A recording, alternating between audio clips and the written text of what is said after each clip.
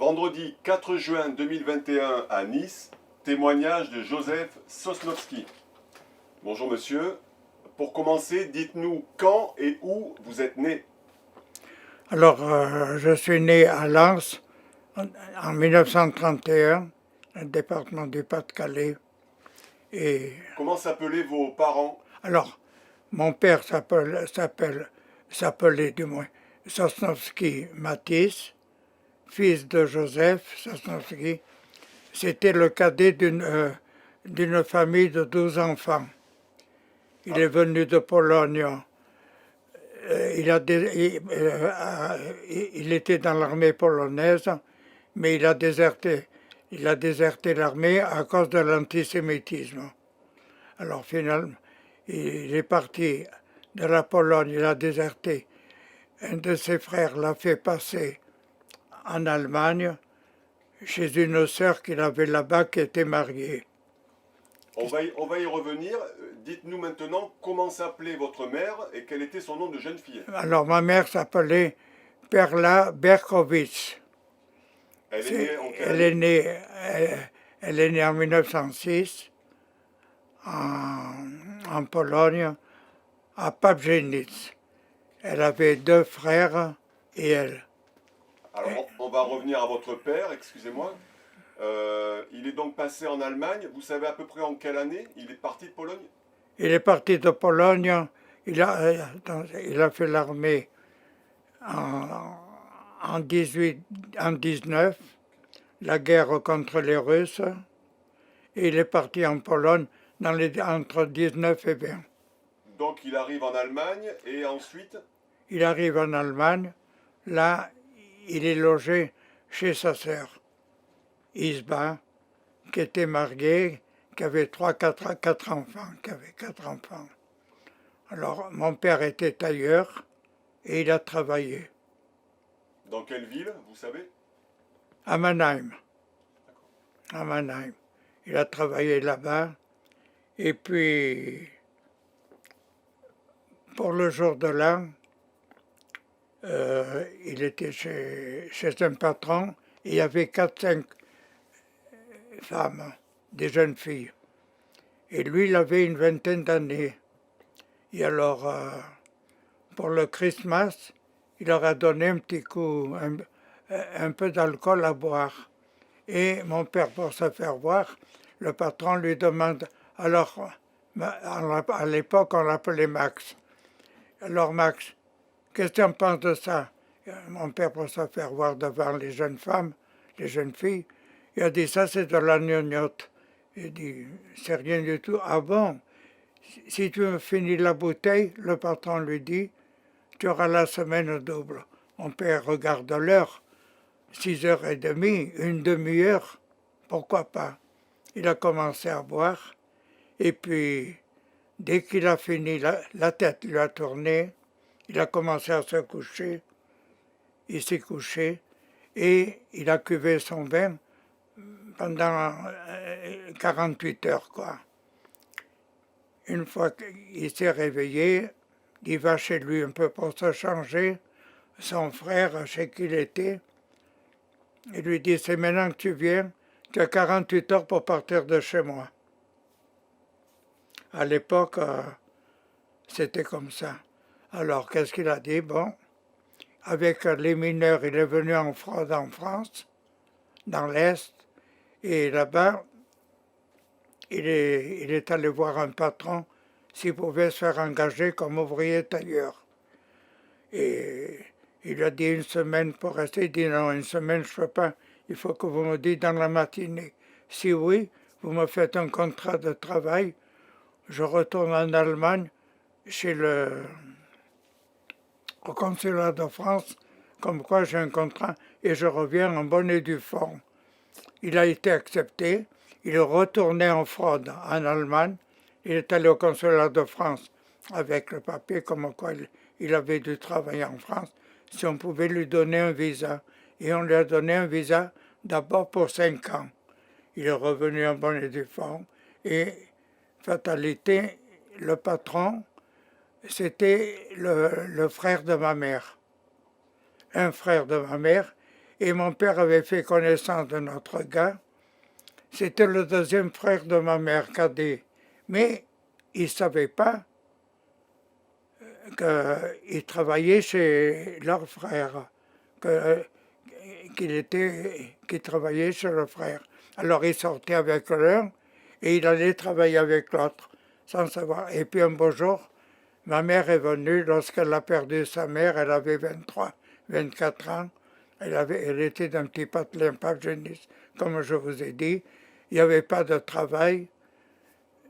Son père, mon grand-père, n'a pas voulu venir en France, parce qu'ici en France, on enterrait dans un cercueil, et en Pologne comme en Israël, on enterre carrément dans la terre. Voyez. Alors comme à l'époque, les pratiquants, c'était comme ça, il a dit non, non, moi je ne veux pas me faire enterrer dans une caisse. Alors ma mère, elle est venue ici, et chez son frère. Et c'est là que mon père a fait sa connaissance. Donc ils se sont connus dans quelle ville? Ils se sont connus, moi je suis né à Lens, je crois, oui, ils se sont connus à Lens, D'accord. là-bas. Alors, Ils se sont mariés à Douai. En quelle année? Je suis né en 31. Ils se sont connus, je crois, dans les années 28-29. Je vais revenir un peu en arrière. Parlez-nous de vos grands-parents paternels. Qu'est-ce que vous savez d'eux? Ils étaient religieux ou pas? Oui, c'est-à-dire là-bas c'était normal, ils étaient tous pratiquants. Il n'y avait pas de non-religieux, ils étaient tous pratiquants. Mon grand-père paternel, je ne connais pas beaucoup de choses. Je sais une chose, le pauvre est décédé, il avait 45 ans, il avait 12 enfants. Comme mon père disait, dans un sens, s'il avait continué, combien on aurait été. Et mon père, c'était le plus jeune. Et comme il est venu en France, il est parti de chez lui, il avait 20 ans, lui, pratiquement, il a été élevé dans la rue. Vous voyez, il a perdu son père, il avait 5 ans. Donc, il ne l'a pas beaucoup connu. Comme ça. Par contre, il a bien connu ma grand-mère, sa mère. Elle m'a dit que c'était vraiment un ange, surtout pour les petits-enfants. Bon, moi, je ne les ai pas connus. Ma mère, quand ma grand-mère est morte, ma mère était enceinte de moi.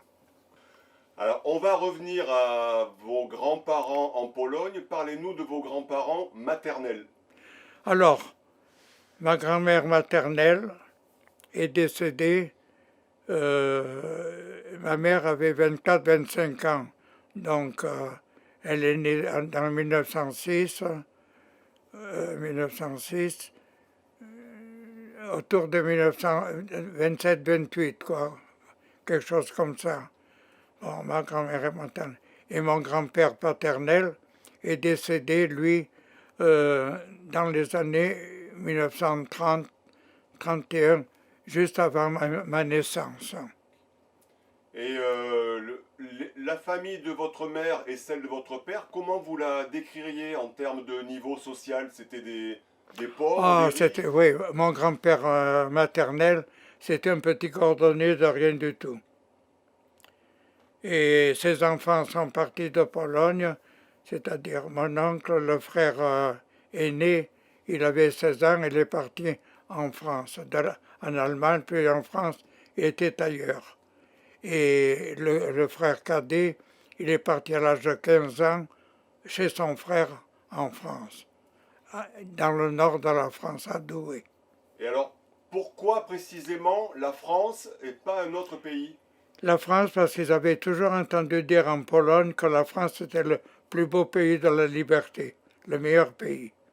Ma mère a toujours dit que, et elle suivait l'actualité, elle a même entendu parler de, vous savez, à Berre, il y a eu un éboulement en France. Oui. Elle a entendu parler de ça là-bas, elle suivait l'actualité. Et elle a toujours entendu dire que la France était le pays de la liberté, où les Juifs, ils étaient bien, tout ça.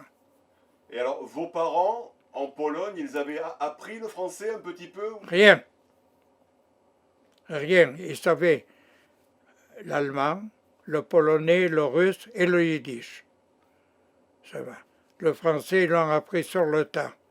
Et ils ont fini par le parler correctement, d'après vous? Il le parlait bien. Il le parlait bien. Mon père, vu qu'il était installé à son compte, donc il avait plus de facilité.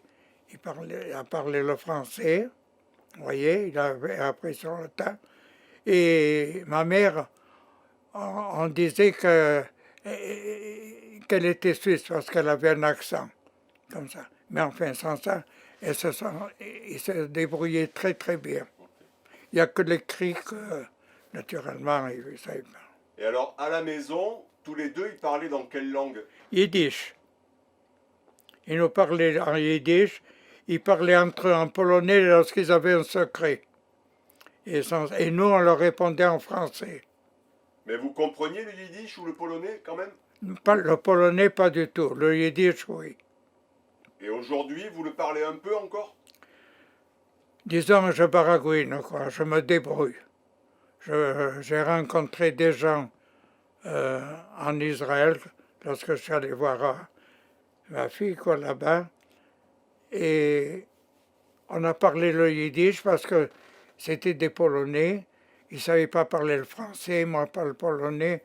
Alors, une anecdote, c'était un gars qui était à l'entrée d'une grande surface, qui demandait les papiers et tout ça. Et puis je ne sais pas comment c'est venu, j'ai lancé un mot en yiddish, il m'a répondu, et on a commencé à parler. Et ma fille, elle dit, c'est pas possible. Elle lui dit au gars en hébreu, parce qu'elle ne parle pas le yiddish, ma fille cadette. Et il lui dit, avec nous, tu as une tête d'enterrement, tu nous parles d'une drôle de façon, et avec mon père, immédiatement, tu as le sourire, tout ça. Alors l'autre lui répond, mais ton père c'est un frère. Alors justement, vous avez eu des frères et sœurs, vous? J'ai un frère qui a presque 3 ans de moins que moi. Ok. Donc vous avez grandi tous les deux à Lens, c'est ça? Non, je suis né à Lens. Mes parents sont venus à Nice, j'avais 18 mois. Mon frère est né à Nice. Voilà. Et on a grandi à Nice avant la guerre. Alors pourquoi vos parents ont quitté Lens pour s'installer à Nice? Alors, mes parents ont quitté Lens, surtout à cause de mon père. Parce que là-bas, il travaillait énormément. Il était devenu très nerveux. Il n'y avait que le travail qui comptait. Et à la maison, il n'était pas beaucoup. Ma mère, enfin, il y avait des histoires. Ma mère, elle lui a dit, écoute, ça ne peut plus continuer. Et quelqu'un lui a dit, va voir à Nice, il paraît que c'est pas mal.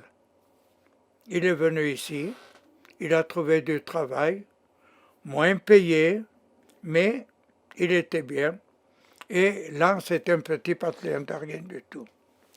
Alors il est revenu, et il a dit à ses amis, à toute la famille, voilà, je vais dans un endroit où il n'y a que le soleil. Les autres, qu'est-ce que c'est le soleil? Tu te fous de nous, on ne le croyait pas. Alors il a dit, je vais dans un endroit où il n'y a que le soleil, je vais moins gagner que vous, mais je vais mieux vivre. On est venu ici, il nous a fait venir ici, et il avait du travail en tant qu'ouvrier. C'est ouvrier pour qui il travaillait? Il travaillait pour un patron, chez un patron tailleur. Et fatalité, ce patron, c'était le frère de ma mère. Et là, il avait rencontré et à Lens, il avait rencontré un autre gars. C'était le deuxième frère de ma mère, mais il ne savait pas que...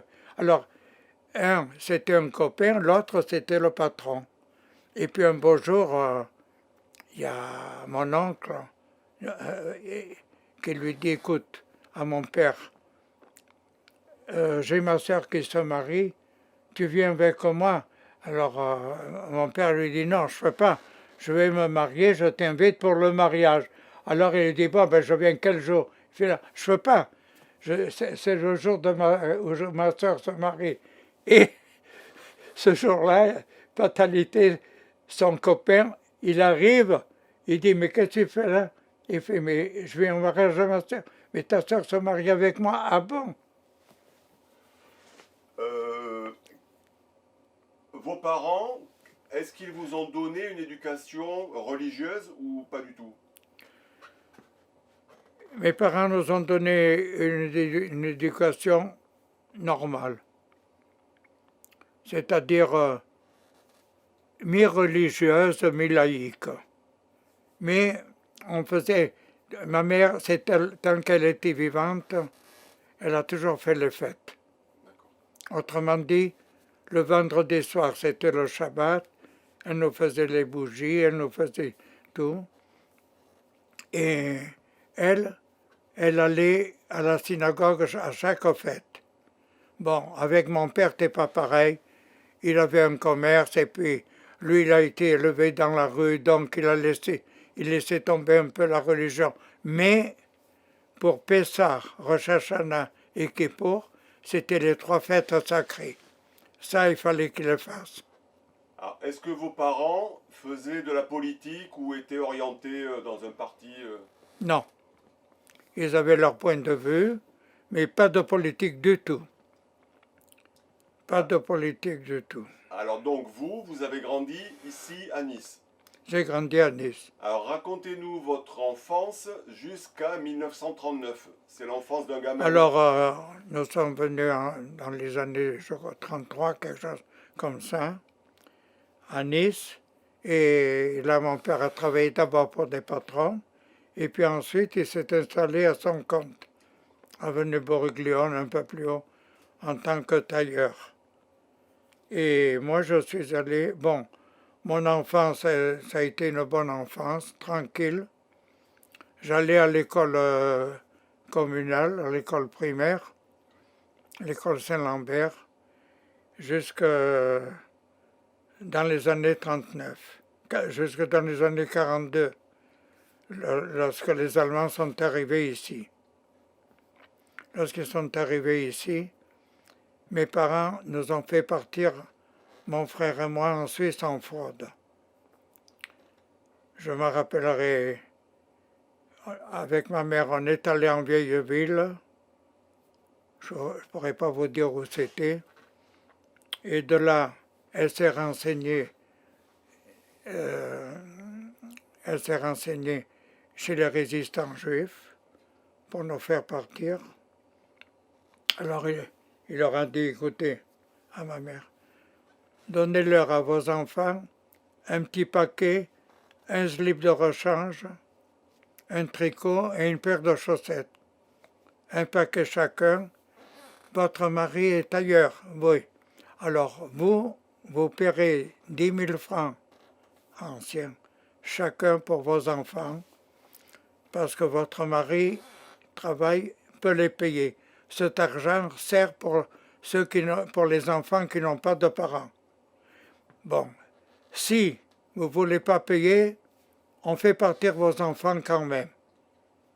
On ne laisse pas tomber les enfants israélites. Ma mère a dit, bon, ça va. Quand mon père l'a entendu le prix, il a dit, ah ben c'est juste.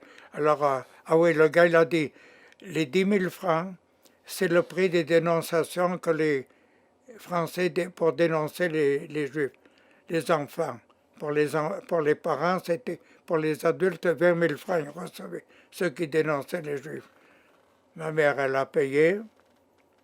Le lendemain, elle nous a accompagnés à l'avenue Thiers. Là, il nous a dit, vous allez accompagner vos enfants au coin de l'avenue Thiers. Vous connaissez? C'est la rue pour aller à la gare. Mais au coin de l'avenue, pas la gare, carrément là.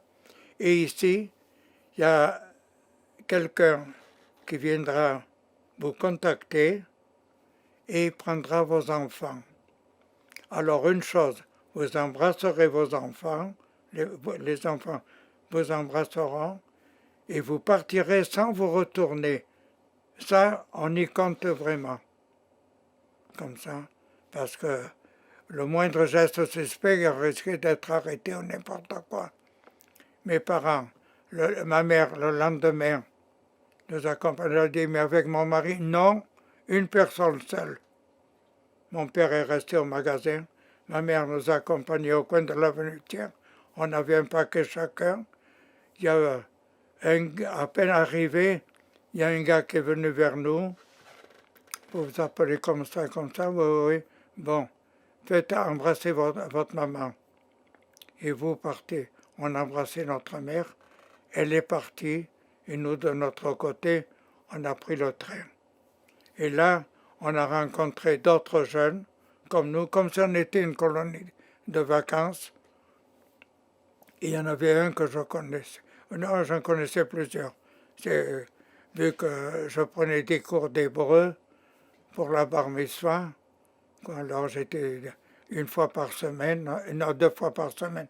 Le jeudi et le dimanche matin, il y avait des collègues, dont une famille qui avait 4-5 enfants, qui s'appelait Grana, que eux, on venait de déporter les parents. Alors, dans votre cas à vous, est-ce que, avant de vous confier à ces résistants dans la rue, votre mère vous a expliqué que vous allez partir quelque part ou on vous a pris par surprise Non, non, non, elle nous a dit, vous allez partir. Alors, quelle a été votre réaction? Vous avez compris quoi sur le moment? On partait en colonie de vacances, tranquille, comme ça. Et ma mère, elle a voulu à tout prix qu'on parte parce que, avec mon frère, bon, on était 2 enfants en bonne santé, mais un peu diable. Elle a dit, rester à la maison, on ne pouvait pas nous garder. Vous voyez, on s'amusait toujours dehors avec les autres copains. Alors on disait nous garder, on risquait de les faire prendre et nous avec, quoi. Alors, c'était à quelle date ça, s'il vous plaît? C'était en 43, au mois de septembre. Ça faisait 2-3 jours que les Allemands venaient d'arriver. Ça faisait 2 jours. Donc vous avez vu des soldats allemands à Nice J'ai vu les soldats allemands. Pas longtemps, mais je les ai vus. Et alors, dans votre esprit d'enfant de 10 ans, 12 ans même, J'étais marqué. Pour la bonne et unique raison, j'étais même très marqué. Je savais que je jouais avec mon copain, des copains catholiques, quoi, français. Et ma mère, je l'ai entendu parler, parce que j'avais les oreilles qui traînaient de partout. Ma mère, j'avais entendu qu'elle parlait, qu'elle disait à une voisine, vous vous rendez compte, les Allemands, ils prennent les enfants et les stérilisent. Alors la voisine qui a dit à ma mère, mais c'est pas possible, madame. Mathis, qu'est-ce que vous racontez là? Vous dites, il dit, si je vous le dis, et si vous savez ce qu'ils faisaient aux filles et tout ça, il ne faut pas que mes enfants restent ici. Et ça, je l'avais entendu. Alors ça, je n'avais rien dit, mais en moi-même, ça m'avait choqué. Et lorsque on est parti en Suisse, on est allé, bon, on était comme une colonie de vacances, voyez, et on est arrivé d'abord à Annecy.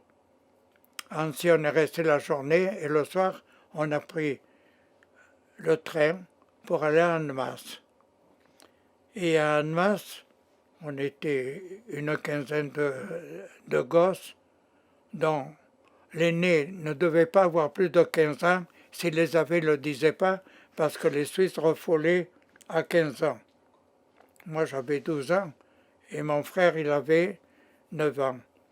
Et alors, ils nous ont dit, voilà, oui, on est allé avec le car ou le train jusqu'à Annemasse, et là, ça devait être minuit, 11h30, minuit, quelque chose comme ça. Ils nous ont dit, quoi qu'il arrive, ne criez pas et ne pleurez pas. Moi, j'avais rien dit à mon frère de ça, comme il était un peu malentendant, j'ai dit, j'ai le temps de le dire. Alors, on a commencé à marcher, moi je tenais mon frère par la main. La nuit ou en plein jour? Il faisait nuit ou c'était en plein jour là? Il faisait nuit, c'était 11h, c'était minuit, minuit et demi, il faisait nuit. Et moi j'étais toujours derrière le passeur, l'adulte, avec mon frère. Et à un moment donné, on entend tirer. C'était les Allemands qui nous avaient vus de loin, qui nous tiraient.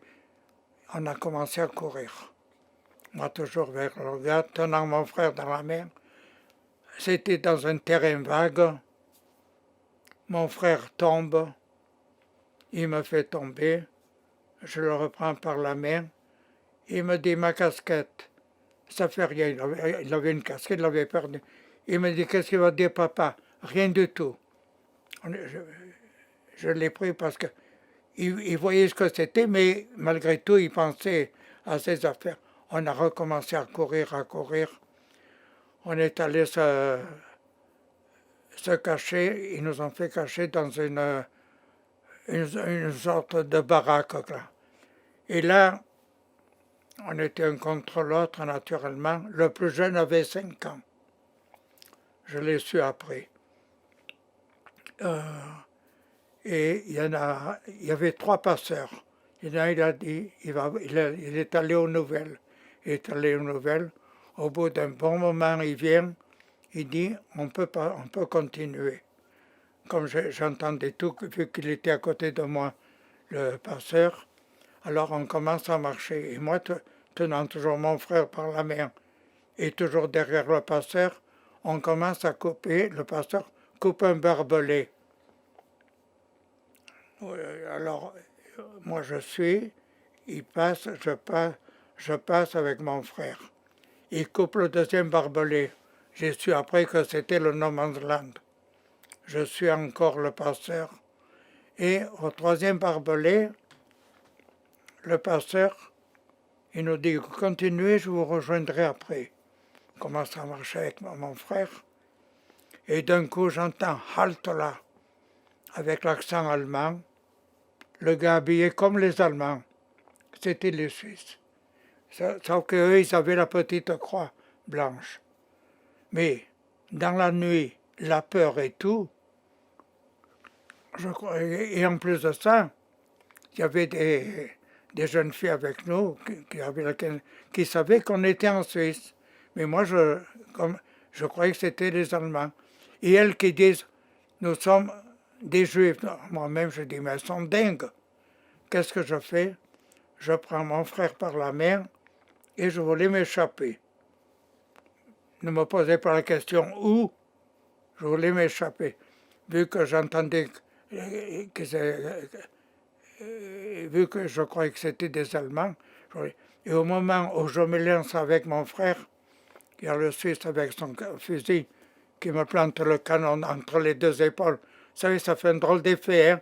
Avec son accent allemand, halte là. J'ai mis 1 heure avant de réaliser que j'étais en Suisse. Mais pendant 1 heure, j'étais pas tranquille. Et alors à un moment donné, j'avais envie d'aller aux toilettes. Alors je leur dis, le gars avec son fusil, on était à la douane, il m'accompagne derrière un arbre. Je le regarde et à moi-même je me suis dit, s'il s'imagine que je vais m'échapper sans mon frère, comme ça. Après je suis revenu et avant l'interrogatoire, je me suis endormi. Je me rappelle que je me suis réveillé entre 2 soldats qui me disaient, c'était 2 soldats suisses, quoi, qui me disaient, mais n'aie pas peur, petit, tu es en Suisse ici. Et ils me donnaient un bol de chocolat au lait. C'était ça. Mais pendant un bon moment, j'ai eu peur. Alors j'ai quelques questions, on va revenir un peu en arrière, sur le voyage entre Nice, Annecy, Annemasse. Alors, Nice, Annecy, c'était de la rigolade. Mais vous étiez accompagné par certains de ces résistants juifs? On était accompagnés par des jeunes résistants juifs. On était comme si on était une colonie de vacances. J'avais des copains avec moi. On était là, on ne réalisait pas. Il n'y a pas eu de contrôle? Rien. Pas de contrôle. Je n'ai eu aucun contrôle. Alors, Par contre, je vous coupe une anecdote. J'ai un copain en Suisse qui, lorsqu'il est passé en Suisse, avant de passer en Suisse, il était dans un car où il n'y avait que des jeunes juifs. Et il y a eu un contrôle. La Gestapo qui monte, qu'est-ce que c'est? Des enfants d'un truc catholique, d'une église. Ah bon? C'est des enfants d'une église. Ah bon, alors ils connaissent les prières. Mais bien sûr, oui. Toi, ils désignent deux gars. Fatalité, c'était deux garçons qui avaient été cachés dans un monastère, qui avaient appris la prière et qui avaient répondu. Ils seraient allés à côté, c'était foutu. Heureusement, il y avait quand même une part de chance. Alors, votre train de Nice arrive à la gare d'Annecy, et là, vous partez à Annemasse en car, c'est ça? En train? Je ne me rappelle pas. En car ou en train, Toujours accompagné? toujours accompagné par les résistants. On était comme une colonie.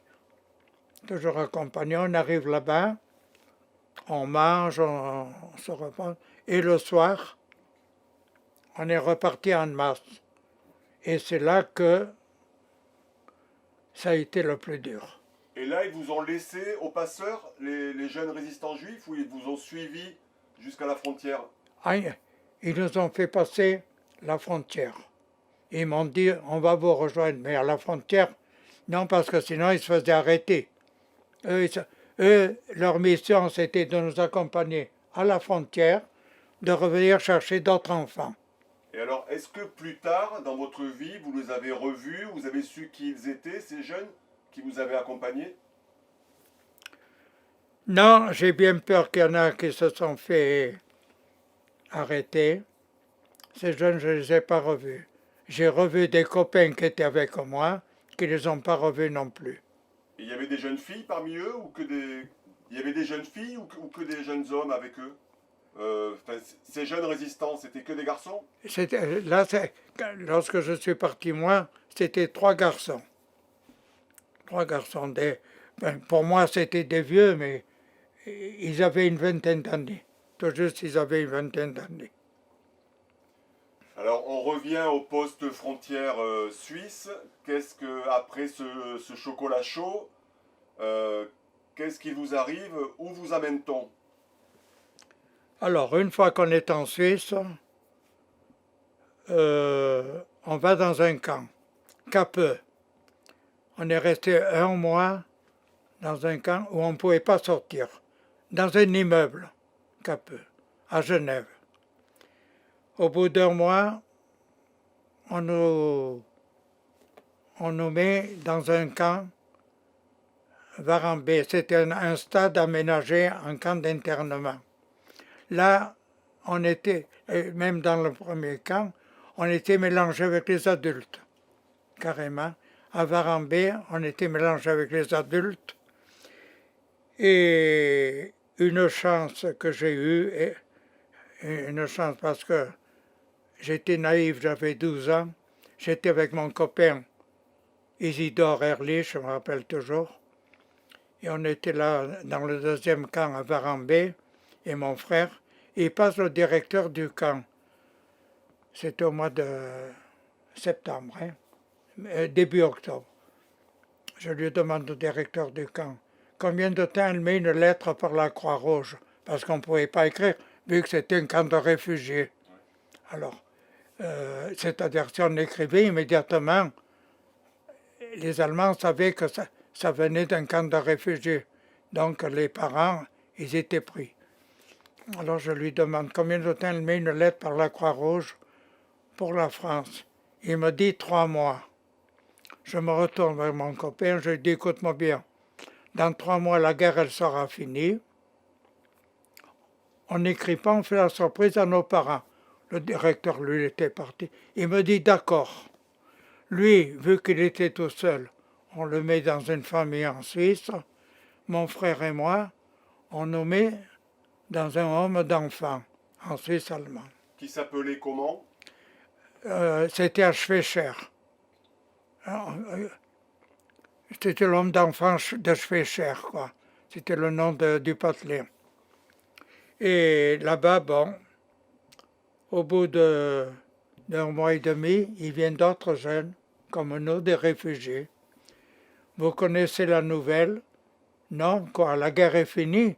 Nous, immédiatement, il n'y avait que ça qui comptait. Il dit non, tu es passé à Varambé, oui, est-ce que tu as écrit à tes parents? J'ai dit non, pourquoi? Le directeur du camp, c'était un espion allemand. Toutes les lettres qu'on écrivait par la Croix-Rouge aux parents, il le faisait passer. Comme ça, il a été arrêté. Et c'est comme ça, il y en a qui ont dénoncé leurs parents. Ça, on le croit. C'est pour ça que j'ai dit, je suis un chanceux. Alors, avant que vous continuiez, essayez de nous raconter quel était votre quotidien dans ces deux camps de transit, Varambé et le premier. Qu'est-ce que vous faisiez de vos journées? Ben, de nos journées, avec mon frère et puis le copain, on jouait, on faisait rien. On faisait pratiquement rien, on était mélangés aux adultes. On faisait rien, comme absolument rien. On pas d'école, rien du tout, rien. Et vous étiez bien traité, bien nourri, on vous avait donné des habits? Ah oui, c'est-à-dire on a été traités normalement, on nous a donné des affaires de rechange, on était traités normalement. Alors, dites-nous quand même comment votre frère et vous, vous avez vécu cette fuite et la séparation avec vos parents. Ça a été dur. Ça a été dur pendant 3 mois, parce qu'on ne pouvait pas écrire. Et ça, surtout à mon frère, qui était beaucoup plus jeune. Et en plus de ça, il était un peu malentendant, et il fallait que je fasse attention à lui. Mais enfin, comme on disait, on était en Suisse, bon, on mangeait pas formidablement bien. On disait la Suisse, la Suisse, la Suisse était bien pour ceux qui vivaient, mais pour les internés, c'était pas ça. Mais on ne pouvait pas se plaindre pour la bonne et unique raison, c'est qu'on était sauvés. Et parce que quand on a su que le groupe d'après s'est fait déchiqueter par les chiens, vous savez, alors on était heureux, nous, d'être comme on est passé. Ça a été dur, mais on était heureux. On mangeait à notre faim. Alors, justement, dites-nous le personnel suisse qui faisait la cantine, qui était en contact avec vous, comment il se comportait avec vous? Ah ben, on était dans un camp d'internement. Bon, on était gardés par des soldats. Ils se comportaient bien. Je sais que quand un soldat allait en ville, il emmenait toujours un petit jeune pour lui acheter quelque chose. Et je suis sorti avec un soldat suisse, et alors je lui ai demandé si on pouvait aller dans une épicerie pour acheter quelque chose, pour envoyer. Alors on est allé dans une épicerie, et j'ai demandé à l'épicière si elle pouvait écrire un mot à mes parents, c'est-à-dire à des voisins, comme quoi j'allais bien. Et moi j'avais oublié de parler de mon frère. Alors, quand les voisins ils ont eu le mot qu'elle me parlait de moi et pas de mon frère, ça a été terrible pour ma mère. C'est dit qu'est-ce qui est arrivé, tout ça. Et un mois ou 3 mois après, ils ont reçu des nouvelles quand j'étais dans le home d'enfants que tout allait bien avec une photo, tout ça. Mais en étant gamin, vous savez, bon, l'épicière a dit, elle a envoyé, j'ai vu votre fils, il va très bien. Ça y est. Alors il s'est dit, comment mon fils et pas les deux. Alors, inversement, est-ce que vous aviez des nouvelles de vos parents et est-ce que vous aviez conscience qu'ils étaient menacés à Nice? Racontez-nous. Je n'avais pas de nouvelles de mes parents. Du tout. Mais je savais qu'ils étaient menacés. Parce que j'avais des copains de Nice qui étaient venus, qu'on venait de déporter les parents. Alors, j'avais peur d'une chose. Mais j'étais un gamin, heureusement que mon père m'a dit, avant de partir, lorsque tu m'écriras, tu feras lire ta lettre à un adulte. Je ne veux pas que tu fasses des fautes. En moi-même, sur le moment, j'ai dit comment il ne sait pas écrire, il ne peut pas voir si je fais des fautes. Il savait lire, bon, parce qu'il prenait le journal. Et un jour j'écris à mes parents, oui, quand on était déjà dans le home d'enfants, j'écris à mes parents et je leur demande de m'envoyer du dentifrice parce que le dentifrice qu'ils nous donnent là-bas est dégueulasse. Alors, je fais lire la lettre à un moniteur, je lui dis voilà mon père, il ne veut pas que je fasse de faute et il veut que je vous fasse lire la lettre. Alors il lit la lettre, il dit mais ça va pas. Il me dit quoi, j'ai fait des fautes. Il me dit mais il ne faut pas que tu marques qu'il t'envoie du dentifrice. Il me dit bon, il n'est pas bon, mais tu te rends compte, si en cas qu'on l'arrête pendant qu'il va chercher le dentifrice. C'est là que j'avais compris. Ouais. Alors maintenant, racontez-nous justement la vie dans ce home d'enfants. Quelles sont les personnes qui s'occupent de ce home? Dans le home d'enfants, pardon, dans le home d'enfants, c'était des Suisses qui s'occupaient de nous. Enfin, excusez-moi. Allez-y, allez-y.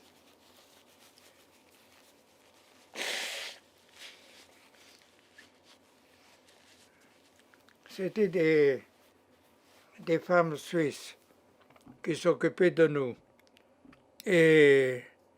Mais malgré tout, elles étaient... Quand on recevait un paquet, parce que j'avais reçu un jour un colis de mes parents, et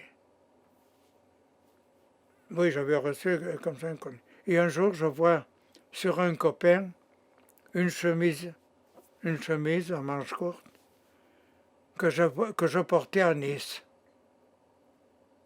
Immédiatement, on était un petit peu voyous, on se battait pour un rien.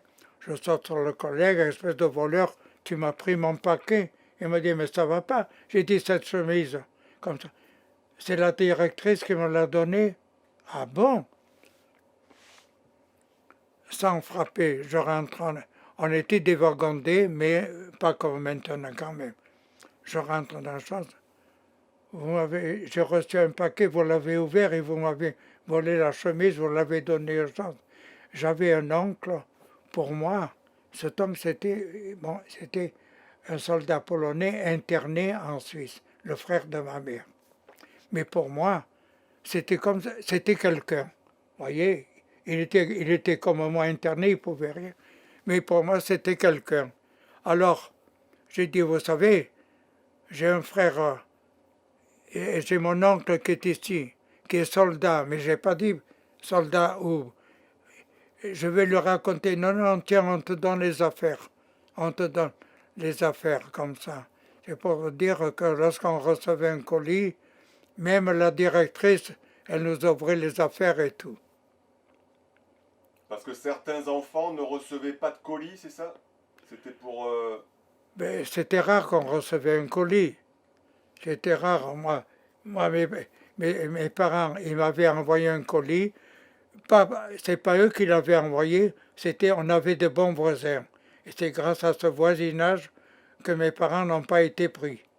Parce qu'ils ont envoyé un gosse avec un bidon de lait chez moi. Ils avaient un code pour ouvrir la porte. Les voisins, ils tapaient, ils avaient un code et mon père ouvrait la porte. Et un gosse est venu avec un bidon de lait et ils sont chez mon père. Il n'ouvre pas naturellement, il sonne chez le voisin. Je livre tous les jours du lait à M. Sosnowski et aujourd'hui il ne m'ouvre pas, comment ça se fait? Ah, je ne sais pas. C'était vrai, il venait d'arriver d'Italie, mais ça faisait 3-4 jours et je n'ai vu personne. Pour vous dire comment ils étaient vicieux, qu'ils envoyaient les gosses pour savoir s'il y avait mes parents. Alors, Et un jour, la concierge, c'était une Suisse, Madame Schmidt. Elle reçoit une convocation de la Gestapo pour venir. Alors elle va voir mes parents et elle dit à ma mère, voilà, il faut que vous partez de là, parce que moi, dès qu'on va me bousculer, je vais pleurer, je vais parler, je risque de vous dénoncer. Ma mère qui dit, c'est bien beau de dire de partir, mais allez où? Il dit, écoutez, donnez-moi la convocation, je vais faire comme si c'était moi la concierge, je vais aller. Elle va là-bas et elle fait voir la convocation. Heureusement qu'on ne lui a pas demandé les papiers. Madame Schmitt, hein? Ah, vous êtes suisse? Oui, oui. Il y a des juifs chez vous? Non. Ah bon? S'il y en a, vous me le dites? Bien sûr, bien sûr. Elle est remontée pour dire, il faisait tout. Alors, la chance qu'elle était gonflée, ma mère. D'ailleurs, elle est allée voir même les deux pendus. Elle a toujours dit, et elle est descendue, il fallait qu'elle aille. Elle a dit, il faut que je voie. Elle a dit, ils n'avaient plus rien d'humain, tellement qu'ils avaient été torturés. Alors, racontez un peu plus qui étaient ces deux pendus, enfin, de quoi il s'agit. Racontez-nous tout ce que vous savez. J'ai pas compris. Racontez-nous tout ce que vous savez sur ces deux pendus. Dites-en un peu plus. Ah ben, je connais pas grand, je sais juste que c'était des résistants, qu'ils avaient été attrapés. On les avait torturés à mort.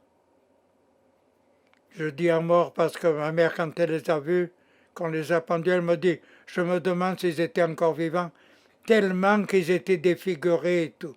C'était des loques. On les a pris, ils n'arrivaient pas à marcher. On les a carrément suspendus au bec de gaz. Elle m'a dit quelque chose d'inhumain. Elle a dit, vraiment, je ne voudrais pas qu'on m'interroge comme ça. C'était atroce. Alors, vous avez beaucoup d'anecdotes et de souvenirs sur vos parents. Ça veut dire qu'après la guerre, tous les deux vous ont raconté en détail leur vie pendant la guerre, quand vous étiez séparés? Ben oui, là, mes parents, ils se sont cachés chez eux. Au début, un soir ils dormaient d'un côté, un soir ils dormaient de l'autre, ainsi de suite. Et ils avaient des amis juifs, mais le mari était ancien militaire et venait d'être démobilisé. Et on ne les connaissait pas, soi-disant, en France, à Nice. Et alors il disait à mon père, écoute, lui c'était un copain de l'armée quand mon père avait été mobilisé, mais l'autre était plus jeune, donc on l'avait maintenu. Il lui a dit, écoute, toi tu es connu, venez dormir à la maison, ta femme et toi, vous dormirez à la maison. Nous on ne nous connaît pas, on peut sortir ou aller venir. Alors, mais c'était des gens très pratiquants. Enfin, pratiquants normal comme ceux d'avant, quoi. Mais plus que mes parents.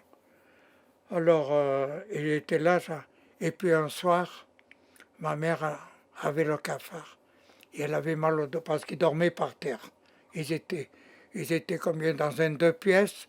Ils étaient une dizaine. Vous voyez. Alors, ils dormaient par terre. Et puis un beau jour, ma mère, elle dit à mon père, écoute, j'en ai marre, j'ai mal au dos, j'ai mal aux reins, il faut que j'aille dormir dans le lit, je ne peux plus tenir. Tu restes là, moi je vais dormir. Alors mon père il dit non, je ne vais pas te laisser toute seule à la maison. Et où ils étaient, il y avait une gosse de 3 ans, une poupée magnifique. Moi, lorsque je l'ai connue, elle ne parlait pas. Et elle avait 2 ans, elle ne parlait pas encore. Et elle s'est mise à parler, paraît-il, comme tout. Alors mon père lui dit non, moi, je ne te laisse pas toute seule. Ou je viens avec toi ou tu restes là. Elle fait non, je ne peux plus tenir. Elle est partie. La même nuit, ils ont été dénoncés, ils sont venus les déporter. Ils ont déporté tout le monde. Les grands-parents, les parents, la petite de 3 ans et tout. La chance que ma mère a eue d'avoir eu mal, qu'elle ne pouvait plus tenir. Alors, si on vous comprend bien, entre septembre 43, l'arrivée des Allemands à Nice, et la libération, vos parents sont clandestins? Ils ne travaillent Clandestin ici. Ils ne travaillent plus? Ils ont Alors, des économies ou pas pour, non, ils ne travaillaient plus. Alors, j'avais une tirelire. Lorsque je suis revenu de Suisse, tout ça, j'ai dit, ma tirelire, elle nous a servi. Il dit, heureusement que tu avais une tirelire parce qu'on n'avait plus de sous. Parce que pour manger, ils faisaient comment, du coup? Et bien, pour manger, un peu d'économie qu'ils avaient mis et ma tirelire, la tirelire de mon frère, ça a été. Qu'est-ce que vous croyez qu'ils mangeaient? Déjà avant, déjà ici, ils ne mangeaient pas beaucoup. Ils se contentaient d'une tranche de tranches de pain par jour. Et c'était les voisins qui allaient acheter avec la carte d'alimentation. Donc eux ne sortaient pas. Ma mère de temps en temps. Une fois mon père est sorti, mon copain elle avait vu, mon père l'avait vu, une fois pour respirer un peu l'air, mais il ne sortait pas. Et alors les voisins dans l'immeuble, ils savaient leur situation? Ah bien évidemment. Et c'est grâce à eux qu'ils ont été sauvés. C'est le voisin qui a acheté. Moi moi j'écrivais à des voisins qui donnaient la lettre à mes parents. Et j'avais mon petit voisin, qu'on était copains, qui disait qu'il faisait tous les soirs, il m'écrivait, je fais une prière au petit Jésus pour que tu reviennes vite. Et vous connaissez l'adresse de leur où ils étaient cachés, vos parents, à Nice? C'était quoi l'adresse de leur logement? Ah ben, oui, et c'était à la rue Jeanne d'Arc. Ils étaient là-bas, mais ils n'ouvraient pas. Au Donc, début, ils allaient chez un, chez les autres, et après les autres, mon père était ailleurs. Alors, il y en a beaucoup qui ont profité, lui aussi du coup, pour se faire un costume.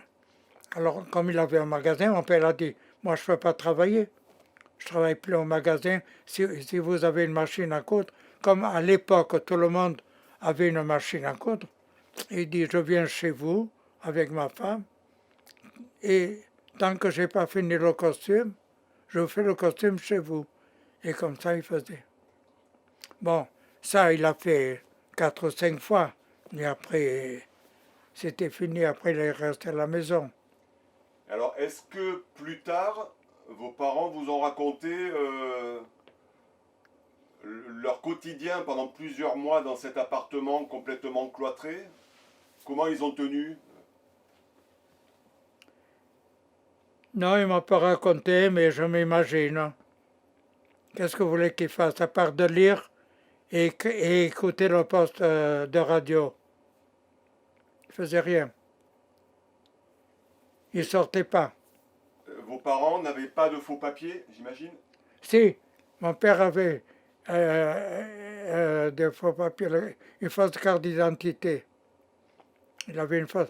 Mais il y en a beaucoup qui avaient des fausses cartes d'identité qui se sont fait attraper aussi.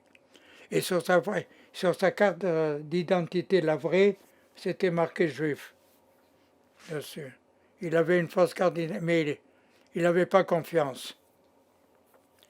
Un jour, il avait un copain qui était dans la résistance. C'était même quelqu'un de haut placé. Et à l'époque, il avait encore le magasin ouvert.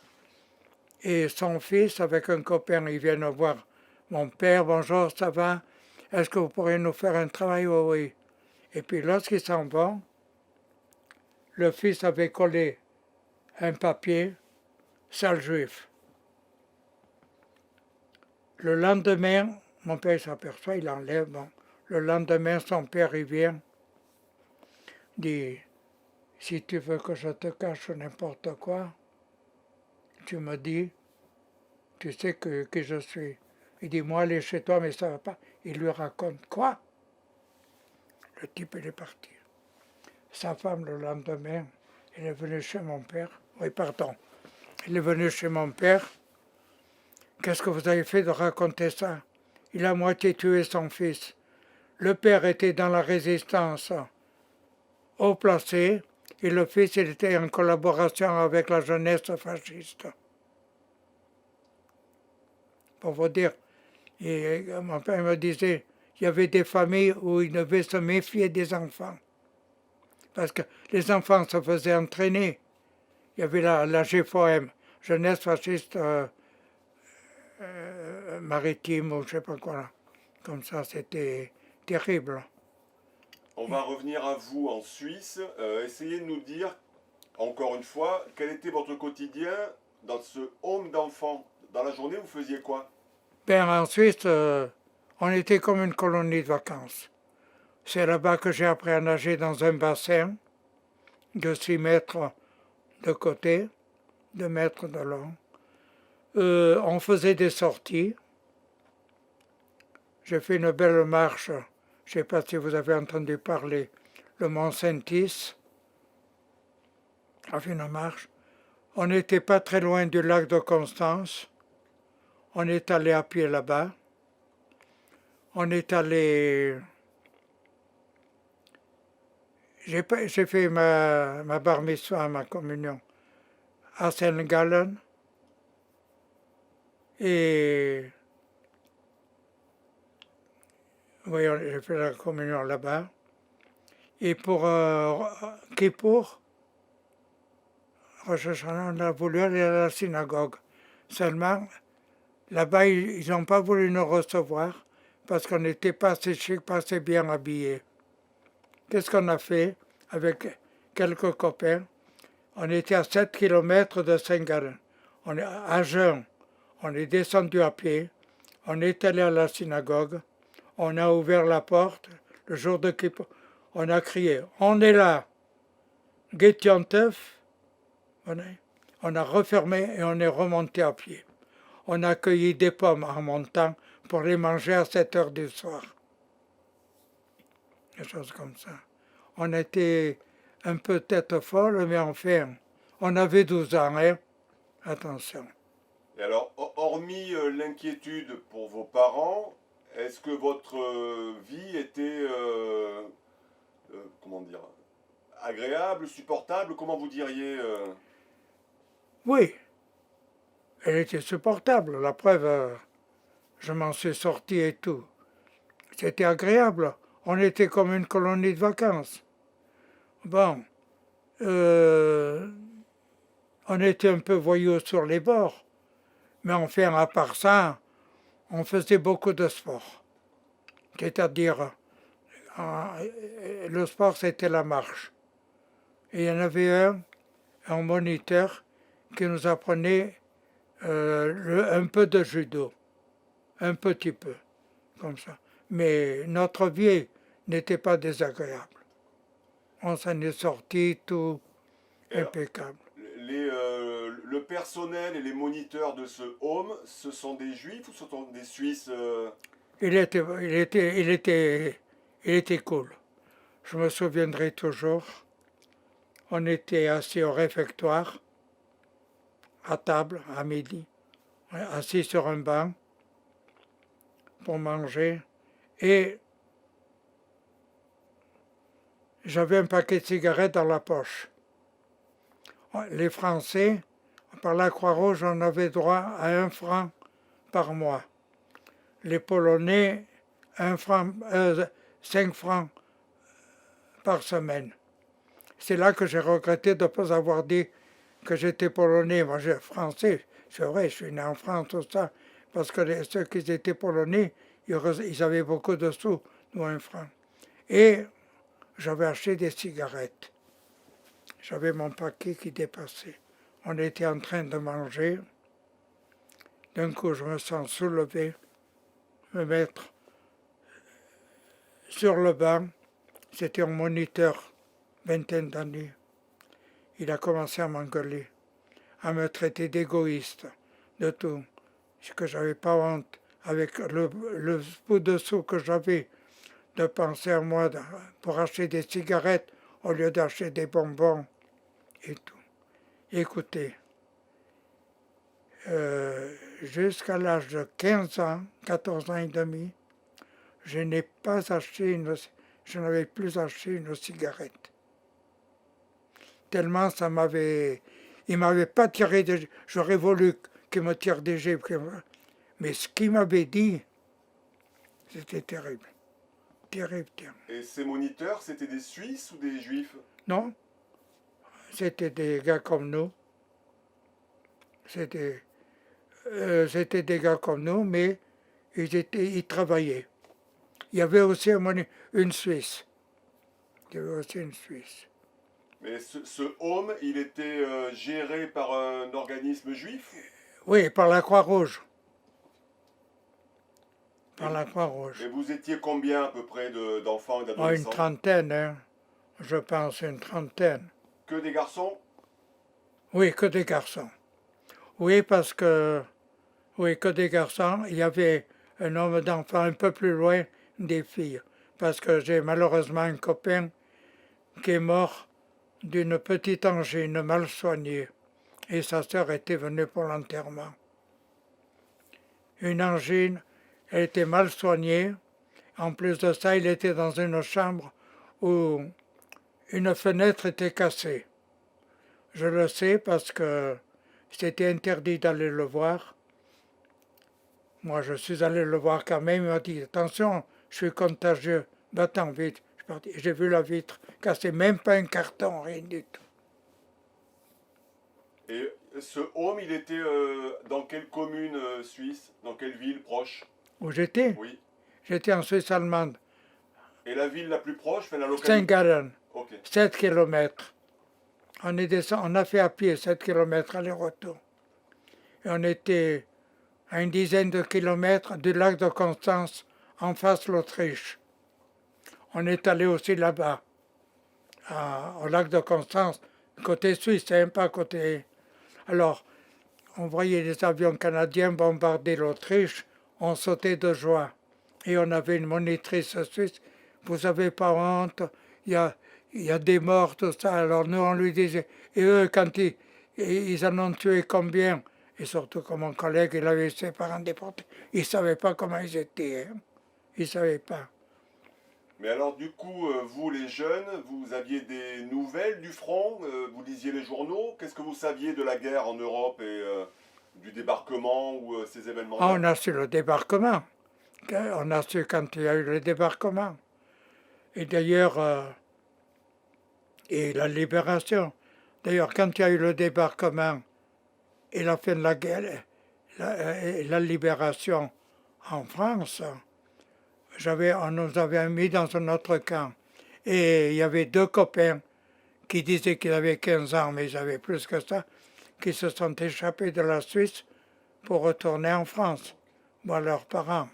Et je me rappellerai toujours, le directeur du camp, il a dit, où que vous trouvez, je vous ferai rechercher et je vous ramènerai ici, même si vous êtes avec vos parents, pour nous faire peur, quoi. Choses comme ça. Et quand mes parents ils ont été libérés, ils nous ont fait rechercher, et les parents de mon copain aussi, on est revenus ensemble. Alors attendez, ce camp de réfugiés, il était où? Le dernier? Pardon? Le dernier camp de réfugiés que vous avez connu, il s'appelait comment? Ah mais c'était l'homme d'enfant. Ah, d'accord. C'était l'homme d'enfant. Sans ça, j'étais dans le camp. Capeux, où on ne pouvait pas sortir. Le camp de Varambé, c'était un stade. Et le petit Saconnet, c'était un autre stade, là-bas. Et là, on était dans le camp, on ne pouvait pas sortir en Suisse. On ne pouvait pas aller à Genève, rien du tout. Et à Schwecher, on allait au village, mais enfin, comme il était à 7 kilomètres, puis on n'avait rien à faire au village, quoi.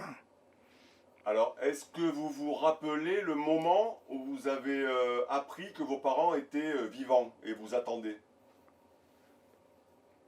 Ah ben écoutez voir, je recevais toujours du courrier de mes parents. Tous les 3 4 mois, je recevais une lettre. J'ai toujours reçu du courrier. Moi, j'ai eu de la chance. Parce que grâce aux voisins, ils nous envoyaient une lettre. Alors, et moi, j'écrivais aux voisins. Voilà. Non, mes parents, on a eu de la chance, on avait des voisins formidables.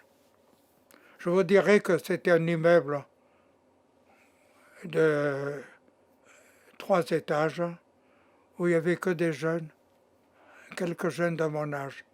Et à l'époque, le voisin, à l'époque, les gens, ils se tenaient. Et les voisins, ils étaient vraiment impeccables. Mes parents devaient être aussi bien parce que lorsque j'étais plus âgé, il y a une voisine qui disait, tu sais, ta mère, lorsqu'elle faisait un gâteau, elle nous faisait toujours goûter. Elle nous apportait toujours des gâteaux, comme ça. Et, non, c'était comme la famille. Alors, vous les avez retrouvés à quelle date, vos parents? Mes parents, tout de suite après la guerre. C'est Tout de suite après la guerre. après la libération, vous À voulez la dire? libération. À la libération de Nice. Enfin, quand Nice a été libérée, la guerre était presque finie. Et j'ai retrouvé. Alors, comment? Ils vous ont appelé On vous êtes- n'avait pas de téléphone. On n'avait pas. Non, un beau jour, la Croix-Rouge m'a dit allez, venez avec nous, vous retournez à Nice. Alors, on revient à Nice et je prends le train, je rencontre mon copain avec qui j'étais en Suisse, avec qui on est passé. Et alors, j'ai dit tu te rends compte, d'abord je lui raconte l'histoire du collègue, du directeur, que c'était un espion allemand. Il m'a dit pas possible. Il m'a dit heureusement que je t'ai écouté. Et ça faisait. Et alors, on est revenu de Suisse en train. Et mes parents nous attendaient à la gare avec les parents du collègue. Et mes parents, ça faisait 3 soirs qui nous attendaient parce que la Croix-Rouge, chaque fois, leur avait dit vos enfants doivent arriver telle date. Et chaque fois, c'était pas la bonne date. Et au bout du 3e soir, on est arrivé. Alors, j'avais un copain dont sa mère avait été déportée. C'était un copain qui avait un frère et des cousins. Lui, il s'appelait Rusinovich, ses cousins Poche. Et les parents de ses cousins ont été déportés. Et avant de partir, il m'a dit, écoute, j'ai appris que ma mère et mon oncle et ma tante ont été déportés. Mon frère ne le sait pas, ni mes cousins. Quand tu arrives à Nice, tu te renseignes et tu m'écris tout de suite si c'est vrai. J'ai dit bon, à peine que j'arrive, je demande à mes parents, comment ça va les parents de Rusinovich? Ils me racontent qu'ils ont été déportés, tout ça, bon. Ok, je dis rien à mes parents. On va se coucher. Le matin, je me réveille, qui c'est qu'il y avait au pied de mon lit? Le père de mon copain, pour me demander des nouvelles de ses enfants. Des choses comme ça. Alors je lui ai écrit, c'est la vérité, quoi, qu'elle savait. C'était terrible.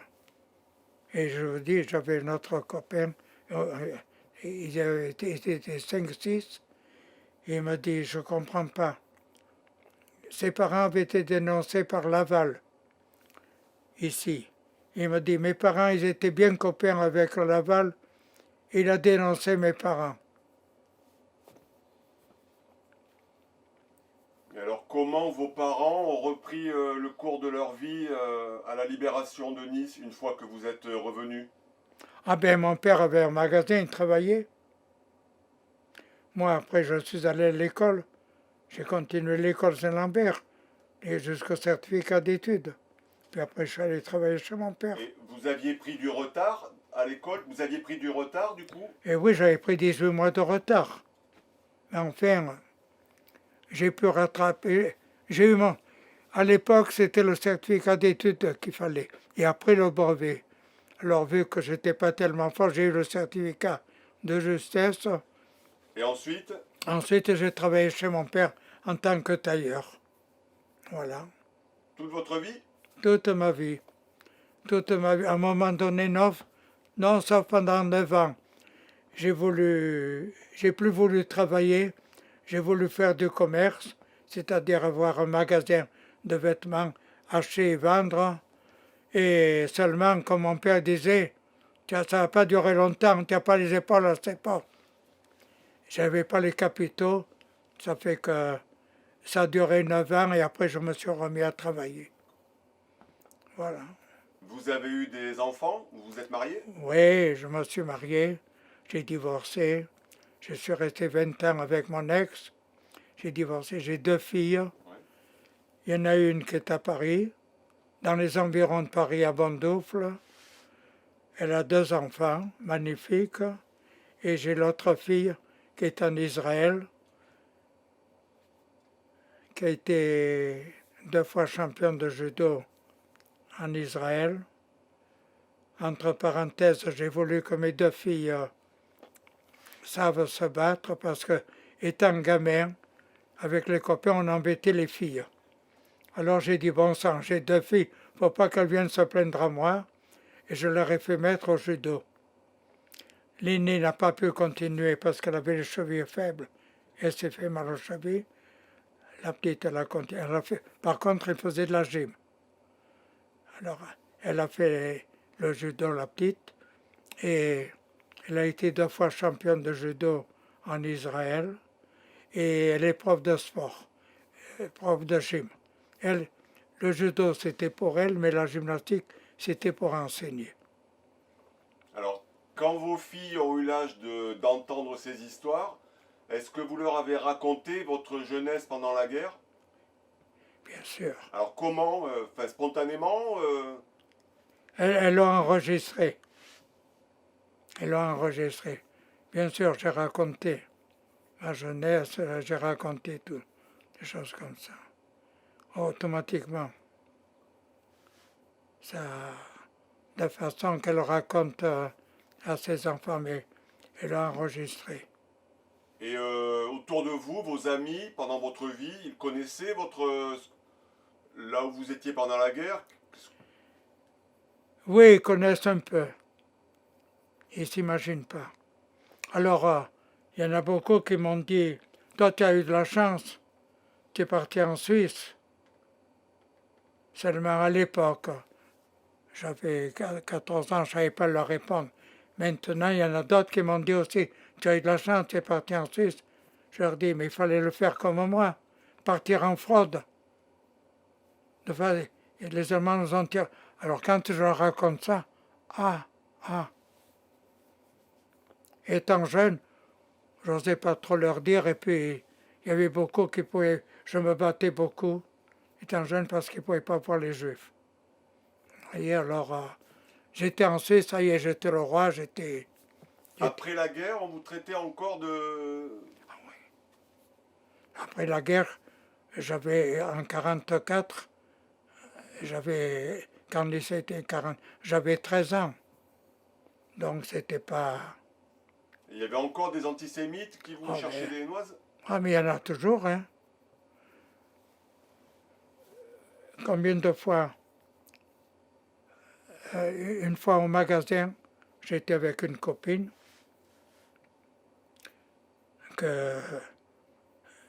on avait 35 ans, quelque chose comme ça. Et à l'âge de 15 ans, on avait été ensemble à l'école de commerce, parce elle était dans la couture. Et il vient une cliente, ah bonjour, je voudrais me faire une réparation. J'ai dit oui, ça fait tant. Bon, je vais faire comme les juifs que je ne peux pas voir. Je vais marchander. J'ai dit quoi? Vous ne pouvez pas voir les juifs, devant vous, vous en avez un, comme ça. Et au lieu de marchander, même vous me donnez 10 000 balles de plus, prenez votre truc, j'ai balancé dehors. Ah non, il y en a beaucoup, ils ne peuvent pas voir les juifs parce qu'ils sont, soi-disant, on est radins. Vous voyez? Mais il y en a d'autres, c'est dans le sang. Il y en a d'autres, c'est terrible.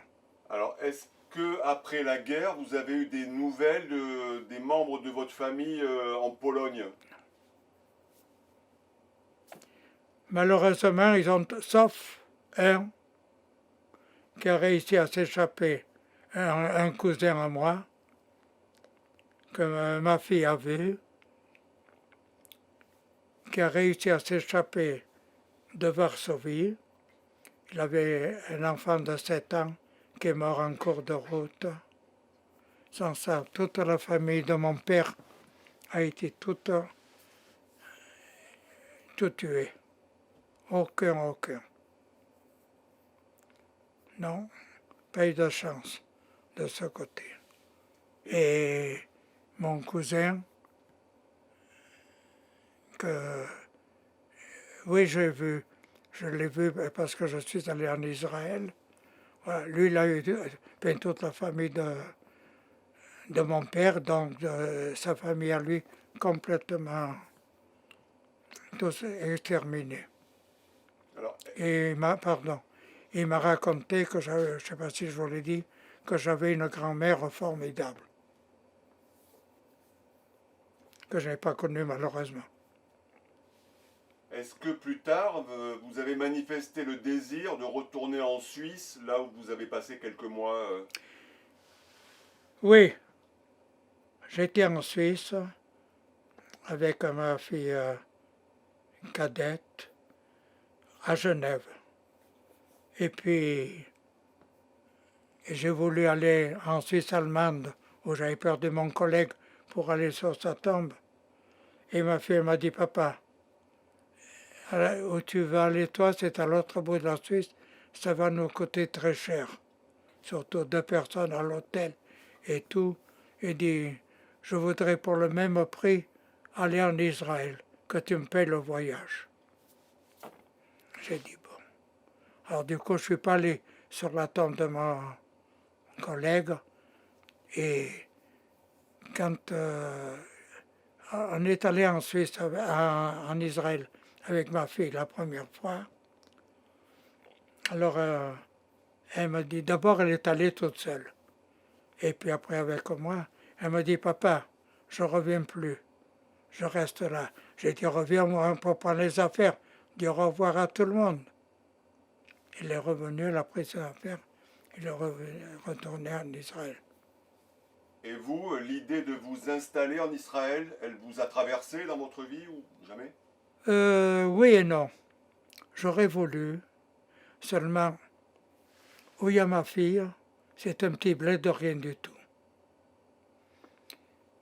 Je suis là-bas, je m'en mets. Je ne connais pas l'hébreu. Alors ça m'a... Et non, c'est ce qui m'a retenu. En plus de ça, comme j'avais mon autre frère qui est un peu chétif, il fallait que je m'occupe de lui. Vous voyez? Et c'est ma fille aînée qui devait s'installer au départ. Elle est venue, elle est allée en Israël, elle avait 16 ans. Et je me rappellerai toujours, mon père était malade, il y avait sa sœur cadette, on était à la maison, une copine, et elle a dit, moi je retourne en Israël, comme ça. Et puis finalement, c'est l'autre qui est allée. Elle n'est pas allée, elle a rencontré son mari ici. Est-ce que vous avez eu l'occasion de témoigner comme aujourd'hui devant un public ou des classes Ah, je l'ai fait. Comment, enfin, pourquoi tout d'un coup vous avez commencé à témoigner devant des élèves? Pour qu'ils sachent ce que c'était, ce que les Juifs ont subi. Et c'était quand la première fois, vous vous rappelez? Il y a peut-être 4 ou 5 ans. Et qui vous a demandé de faire ça? Madame Merovka. Et vous le faites régulièrement? Non, lorsqu'on me demande. Si on me demande, je le fais, sinon, je ne fais pas. Alors pourquoi aujourd'hui précisément vous avez accepté de témoigner pour le mémorial de la Shoah? Ben, comme on m'a demandé pour aller dans les classes, j'ai demandé pour le mémorial de la Shoah, pour qu'on sache ma vie, ce qui s'est passé pendant la guerre. Alors est-ce qu'il y a une dernière chose que vous voulez ajouter en conclusion? Je voudrais que les jeunes juifs actuels sachent ce qu'on a subi pendant la guerre. Je ne parle pas des autres, ils ne le croient pas. Mais au moins les jeunes, au moins qu'ils le sachent. Pour moi, ce que je raconte, c'est exactement l'histoire comme pour Pessar.